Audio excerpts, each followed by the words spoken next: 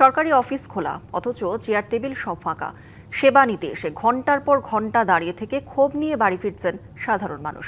শরীয়তপুরের নড়িয়া উপজেলা নির্বাহী কর্মকর্তার কার্যালয় সহ বেশ কয়েকটি গুরুত্বপূর্ণ সরকারি দপ্তরের কর্মকর্তা কর্মচারী একসঙ্গে সিলেটে বনভোজনে যাওয়ার তৈরি হয়েছে এমন ভোগান্তি।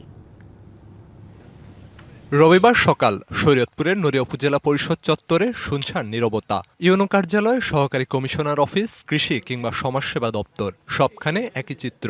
সপ্তাহের প্রথম কর্মদিবসেও অফিসে নেই কোনো কর্মকর্তা কর্মচারী। দূর দূরান্ত থেকে সেবা নিতে আসা গ্রহীতারা অপেক্ষা করছেন, তবে কেউ অফিসে না থাকায় ফিরতে হচ্ছে খালি হাতে। এসিল্যান্ড অফিসে একটা জমি সংক্রান্ত সমস্যা নিয়ে কিন্তু এসে দেখি এসিল্যান্ড মহোদয় এখানে নেই। পরপর সমাজ কল্যাণ অফিসে গেলাম, ওখানে একটা কাজ ছিল, আমার একটা বয়স্ক ভাতার ব্যাপার নিয়ে আসছি, ওখানে গিয়েও দেখি উনিও নাই। আমার বিভিন্ন দাপ্তরিক কিছু কাজ ছিল, এখন এসে শুনি যে সকল অফিসাররা একত্রিত আজকে 4 দিন যাবৎ পিকনিকে চলে গেছে। খোঁজ নিয়ে জানা গেল, গত বৃহস্পতিবার রাতে সিলেটে যান নড়িয়ার ইউনো, এসিল্যান্ড থানার ওসি সহ প্রায় ৮০ জন কর্মকর্তা কর্মচারী, যার ছবিতে সয়লাভ সামাজিক যোগাযোগ মাধ্যম।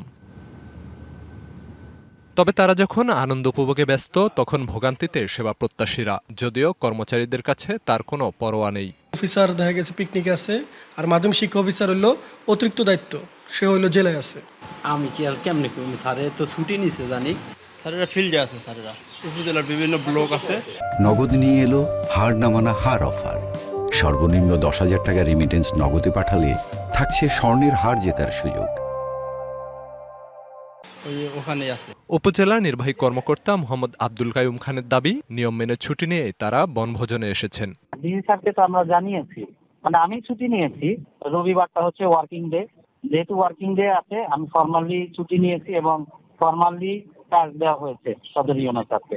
তবে একসঙ্গে সব দপ্তরের কর্মকর্তারা কিভাবে ছুটি পান তার সদুত্তর দিতে পারলেন না জেলা প্রশাসক। এই বিষয়ে আমি কতটুকু অবগত আপনার কাছেই শুনলাম, ৮০ জন অফিসার গেছি, আমাকে তাহলে জানতে হবে। আচ্ছা ঠিক আছে, আমি দেখতেছি। ছুটি নেওয়া ব্যক্তিগত অধিকার হলেও পুরো একটি উপজেলায় সরকারি সেবা অচল করে এমন পারিবারিক বনভোজন কতটুকু যৌক্তিক, এমন প্রশ্ন তুলেছেন সাধারণ মানুষ। DBC news desk.